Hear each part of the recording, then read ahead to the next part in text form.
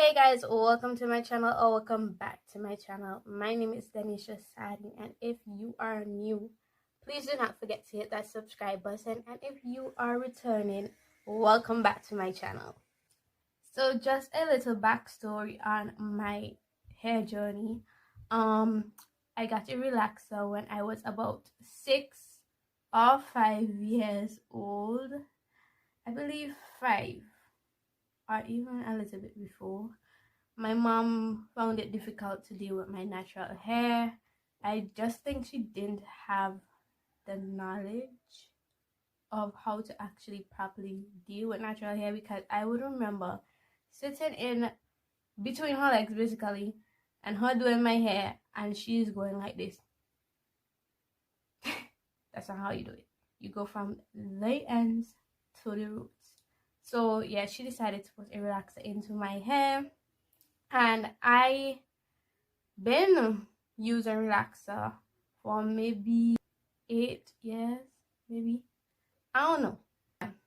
I decided when I was like 13 that I should start transitioning, and that's the best thing I've done with my hair. One of the best things I've done with my hair is started transitioning. If you don't know what transitioning is, basically when you are returning to something.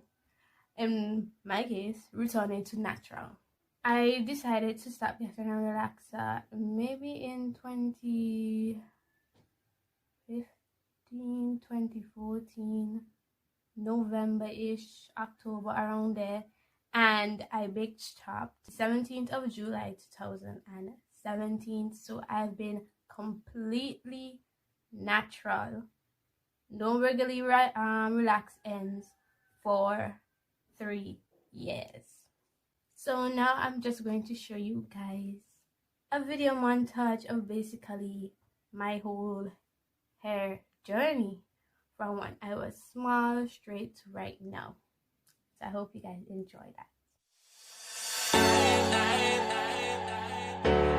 When I wake up, what do there? Is this even real? Only thing that kept my heart beating. No one understands things, so stay wide awake. Only come out at night, but we're still looking for a sign. When I wake up, I can't help but to wonder. Is this even real?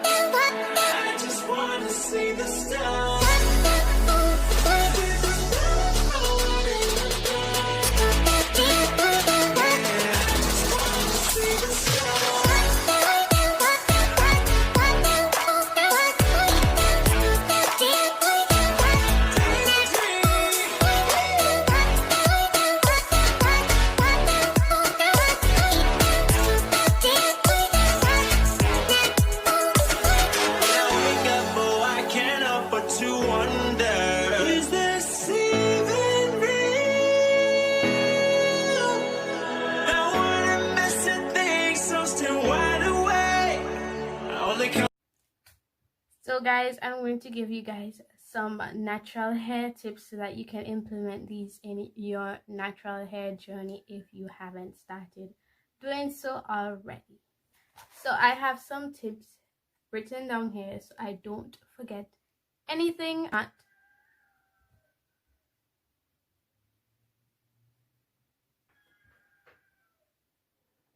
Tip number 1, deep condition weekly or bi-weekly, and make sure you implement protein treatments because if you overload your hair with too much moisture, you think that's gonna be okay, it's gonna be cool, but it's not going to react the way it should. Trust me, your hair is probably gonna be weighed down. It might even be frizzy if you have a moisture overload. And do not use protein treatments every week because you do not want to get a protein overload either. Do not use protein too often. The higher your porosity, the more protein you may need, but the lower, we don't need all that protein, okay? Tip number 2, make sure you shampoo your hair. Please do not only co-wash, pre-poo, or hot oil treatments because they ain't really like getting in there and getting all that muck and build up all that sweat off of your hair. If anything, that's kind of adding more product. Make sure to use a shampoo, and if you have like bad buildup, use a clarifying shampoo. Please do not use a clarifying shampoo every week because that's going to strip your hair of all of its moisture, and we need moisture in our hair as well. Shampoo is also important because if your hair pores, these things right there on your head, are clogged up, it will slow down your hair growth, and I'm pretty sure you don't want your hair growth to be slowed down, do you? Tip number 3, wear a satin or silk bonnet to sleep, or a scarf, or use a satin or silk pillowcase. Trust me, you do not want your hair rubbing against all that cotton every night, all night, 365 days per year. We don't want that, okay? We want our hair to be frizz free, and we don't want no breakage. That cotton will break your hair off.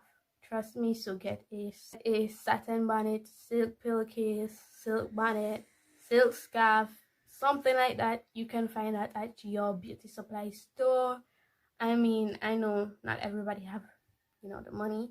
So if you can save, even if you're a student and you can save $1 for maybe 2 weeks, I'm pretty sure you can get a silk bonnet and scarf with that dollar you saved every day. Gotta save some coins. That's something going on in the background here. It's pissing me off. Let me come a little closer. Let's get a little closer. Tip number 4, develop a hair regimen. A hair regimen is basically the steps you take to take care of your hair every week or every time you wash your hair. Okay, so when you train a dog, right? You might say, okay, in the morning I'm going to walk my dog. After we come back from that walk, I'm going to give it some water to drink. After it finishes drinking that water, you give it something to eat. Then you have playtime. You do that. That's like a morning routine for that dog. So basically a regimen is like a routine, it's something that you do over and over and over again. So that dog is going to be accustomed to that routine. So it's kind of trained. Okay, it's gonna know that, okay, next I'm going to get some water to drink. Next I'm going to eat. Next I'm going to play. Just like that with your hair. If you wash your hair and the first thing you do is use a pre-poo, the first thing you use is a pre-poo, then a shampoo, then a conditioner, then a deep conditioner, and then you start moisturizing. Your hair is going to be accustomed to that, and then your curls or your hair is going to react accordingly. So basically, Just get that regimen down and your hair will start to react so well. So well. Tip number 5, try products out. Do not be afraid to try products out. I know sometimes it's scary because I'm like that. If I get a hit with a brand, I'm going to definitely try another product from them again. But if I have a miss with that brand, it's gonna take me some time, or it might never happen, that I might not use that same brand again. But I am also going to try more products out for the rest of my journey because I feel like I'm just stuck. I know some people like to be stuck, but my hair after time realizes that, okay, this product is not doing what it used to do anymore, because sometimes these brands change their, what you call it again, formulas. These brands change their formulas, so if the formula is changed, your hair is going to react differently. But try products out, and don't always listen to YouTubers when it comes to a certain product, because what may work for their hair may not work for you. Okay. Tip number 5, oil your scalp 2 to 3 times a week. Although I love preaching about this, I know it's difficult because it's hard for me to get the motivation to actually oil my scalp more than twice a week. But I'm going to try to do this more as well, and you can join me. You know, we could be oiling scalp buddies. So yeah, just oil your scalp, massage it. If you don't have, your oil doesn't come with the thing at the end down here to actually put like this, put the oil on your fingertips, rub it up, and just go in right here and just massage.